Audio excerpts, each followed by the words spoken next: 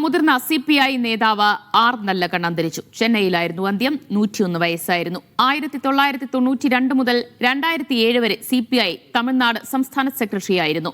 നിരവധി കർഷക പ്രക്ഷോഭങ്ങൾ നയിച്ചിട്ടുണ്ട്. ജാതി വിവേചനത്തിനെതിരായ സമരങ്ങൾക്കും നേതൃത്വം നൽകിയിട്ടുണ്ട്.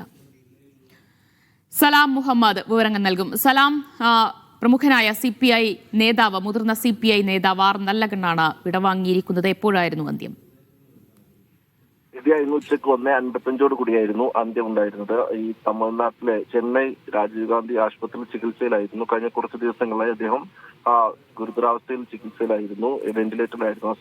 അതേ തുടർന്ന് ഇന്ന് 1:55 കൂടി അന്ത്യം സംഭവിച്ചു എന്നുള്ളതാണ് ആശുപത്രി ബുള്ളറ്റിൻ അറിയിച്ചിട്ടുള്ളത്. ഇന്നലെ ഈ ആശുപത്രിയിൽ ഇരിക്കുന്ന സമയത്തൊക്കെ തന്നെ MK സ്റ്റാലിൻ മുഖ്യമന്ത്രി, അതുപോലെ CPI ജനറൽ സെക്രട്ടറി D രാജ ഉൾപ്പെടെയുള്ള നേതാക്കൾ അദ്ദേഹത്തെ സന്ദർശിച്ചിട്ടുണ്ടായിരുന്നു. നേരത്തെയും സമാന രീതിയിൽ ഇങ്ങനെ ആശുപത്രിയിലാകുന്നത് അല്ലെങ്കിൽ അത്തരം ഗുരുതരാവസ്ഥയിലൊക്കെ തന്നെ ആയിട്ടുണ്ടെങ്കിലും പിന്നീട് കൂടുതൽ ശക്തിയോടെ ജീവിതത്തിലേക്ക് തിരിച്ചു വരികയും പൊതുപ്രവർത്തനം തുടരുകയുമായിരുന്നു. ആ രീതിയിൽ ഇന്ത്യൻ രാഷ്ട്രീയത്തിൽ ഒരു സംശുദ്ധ രാഷ്ട്രീയത്തിന്റെയും ലാലിത്യത്തിന്റെയും ഒക്കെ തന്നെ പ്രതീകമായി നിലനിന്ന ഒരു നേതാവാണ്. ദീർഘകാലം തമിഴ്നാട് സംസ്ഥാന സെക്രട്ടറിയായി പ്രവർത്തിച്ചിട്ടുണ്ട്. 1992 മുതൽ ദീർഘകാലം തമിഴ്നാടിന്റെ സ്റ്റേറ്റ് സെക്രട്ടറിയായി, CPIയുടെ സ്റ്റേറ്റ് സെക്രട്ടറിയായി പ്രവർത്തിച്ചു വരികയായിരുന്നു. ആ രീതിയിൽ തമിഴ്നാട് രാഷ്ട്രീയത്തിലും അതോടൊപ്പം തന്നെ ഇന്ത്യൻ രാഷ്ട്രീയത്തിലും വലിയ രീതിയിൽ സ്വാധീനം ചെലുത്തിയ ഒരു നേതാവാണ്. ജാതി കലാപങ്ങൾക്കെതിരെ നടത്തിയ പദയാത്രയൊക്കെ തന്നെ വലിയ ശ്രദ്ധ പിടിച്ചു പറ്റിയതാണ്. ആ രീതിയിൽ പാർലമെന്റ് രാഷ്ട്രീയത്തിൽ നിന്നും മാറി നിന്നുകൊണ്ട് പൊതുപ്രവർത്തനത്തിൽ, അതായത് ഈ കർഷക പ്രക്ഷോഭങ്ങൾ, അതുപോലെ ജാതി വിദ്വേഷങ്ങൾക്കെതിരായ പ്രചാരണങ്ങൾ, അതിലൊക്കെ തന്നെ ശ്രദ്ധ കേന്ദ്രീകരിച്ച് വേറിട്ട വഴി സ്വീകരിച്ച ഒരു രാഷ്ട്രീയ നേതാവ് കൂടിയായിരുന്നു ആർ നല്ലകണ്ണ്. ആർ നല്ലകണ്ണിന്റെ അന്ത്യമാണ് ഇന്ന് 1:55 കൂടി ചെന്നൈയിലെ രാജീവ് ഗാന്ധി ആശുപത്രിയിൽ വെച്ച് സംഭവിച്ചത്. നമുക്കറിയാം, നേരത്തെ കരുണാനിധിയുമായിട്ടും അതുപോലെ ഇപ്പോൾ നിലവിൽ MK സ്റ്റാലിനുമായിട്ടൊക്കെ തന്നെ അടുത്ത ബന്ധം പുലർത്തുന്ന ഒരാളായിരുന്നു. ആ രീതിയിൽ നേരത്തെ കരുണാനിധി പറഞ്ഞത്, തനിക്ക് 2 കണ്ണാണുള്ളത്, ഒന്ന് പെരിയാറും അതുപോലെ ആർ നല്ലകണ്ണും. ആ രീതിയിൽ തമിഴ്നാട് രാഷ്ട്രീയത്തെ വലിയ രീതിയിൽ സ്വാധീനിച്ച ഒരാളാണ്. തമിഴ്നാടിന്റെ പരമോന്നത സിവിൽ ബഹുമതി അടക്കം നേടിയിട്ടുണ്ടായിരുന്നു. 10 ലക്ഷം രൂപയാണ് അത് ബഹുമതിയുടെ ഭാഗമായി ലഭിച്ചത്. എന്നാൽ ആ 10 ലക്ഷം രൂപയോടൊപ്പം 5000 രൂപ കൂടി ചേർത്ത് പിന്നീട് മുഖ്യമന്ത്രിയുടെ ദുരിതാശ്വാസ നിധിയിലേക്ക് തന്നെ ഈ തുക തിരിച്ചു നൽകുകയായിരുന്നു പാർട്ടി. ഒരു ഘട്ടത്തിൽ ആർ നല്ലകണ്ണിന് വേണ്ടി സംഭാവന സ്വീകരിക്കുകയും ആ രീതിയിൽ 1 കോടി രൂപയോളം പാർട്ടിക്ക് സംഭാവന ലഭിക്കുകയും ചെയ്തു. എന്നാൽ ഈ തുകയൊന്നും തന്നെ സ്വീകരിക്കാനോ അല്ലെങ്കിൽ ആ രീതിയിൽ മറ്റൊരു തലത്തിലേക്ക് ജീവിതം കൊണ്ടുപോകാനോ ശ്രമിക്കാതെ പൂർണ്ണമായും ജനങ്ങളോടൊന്നിച്ച് നിന്ന് പ്രവർത്തിച്ച് ആ ഒരു.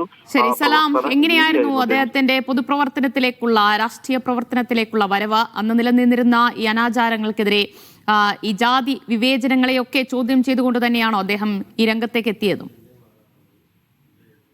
നേരത്തെ കോൺഗ്രസിൽ ആകർഷണനായി, മഹാത്മാഗാന്ധിയുടെ പ്രവർത്തനങ്ങളിൽ ആകർഷണനായി ഈ സ്വാതന്ത്ര്യ സമര പ്രവർത്തനങ്ങളുമായി ബന്ധപ്പെട്ടാണ് അദ്ദേഹം രാഷ്ട്രീയത്തിലേക്ക്, പൊതുപ്രവർത്തനത്തിലേക്ക് വരുന്നത്. പിന്നീട് 15-ാം വയസ്സിലാണ് കമ്മ്യൂണിസ്റ്റ് പാർട്ടിയിലേക്ക് എത്തുകയും അങ്ങനെ കമ്മ്യൂണിസ്റ്റ് പാർട്ടിയുമായി ബന്ധപ്പെട്ട പ്രവർത്തനങ്ങളിൽ ഏർപ്പെടുകയും ചെയ്തത്. 15 വയസ്സ് മുതൽ ഏതാണ്ട് ഇപ്പോൾ അന്ത്യം സംഭവിക്കുന്ന 101 വയസ്സ് വരെ ദീർഘകാലം കമ്മ്യൂണിസ്റ്റ് പാർട്ടിയുടെ പ്രവർത്തനങ്ങളുമായി ബന്ധപ്പെട്ട് പ്രവർത്തിച്ചു. 1992 മുതൽ കമ്മ്യൂണിസ്റ്റ് പാർട്ടിയുടെ സംസ്ഥാന സെക്രട്ടറി, തമിഴ്നാട് സംസ്ഥാന സെക്രട്ടറിയായി പ്രവർത്തിച്ചു. ആ രീതിയിൽ വലിയ പ്രവർത്തന പാരമ്പര്യം സ്വാതന്ത്ര്യ സമര പോരാട്ടങ്ങളിലായാലും പിന്നീടുണ്ടായ രാഷ്ട്രീയ പ്രവർത്തനങ്ങളിലും തമിഴ്നാട്ടിലുണ്ടായ ഏറ്റവും വലിയ ജാതി വിരുദ്ധ പ്രവർത്തനങ്ങളിലൊക്കെ തന്നെ മുൻനിരയിൽ തന്നെ ആർ നല്ലകണ്ണ് ഉണ്ടായിരുന്നു. അതോടൊപ്പം തന്നെ കർഷക പ്രക്ഷോഭങ്ങൾ, തമിഴ്നാട്ടിൽ കർഷക സംഘടനകൾക്ക് വേരോട്ടം ഉണ്ടായത് ആർ നല്ലകണ്ണിന്റെ പ്രവർത്തനങ്ങൾ എടുത്തു പറയേണ്ടതാണ്. കാരണം ഈ കിസാൻ സഭക്കടക്കം വലിയ രീതിയിൽ തമിഴ്നാട്ടിൽ വേരോട്ടം ഉണ്ടായത് ആർ നല്ലകണ്ണിന്റെ വേറിട്ട പ്രവർത്തനങ്ങൾ കൊണ്ടുകൂടിയാണ്.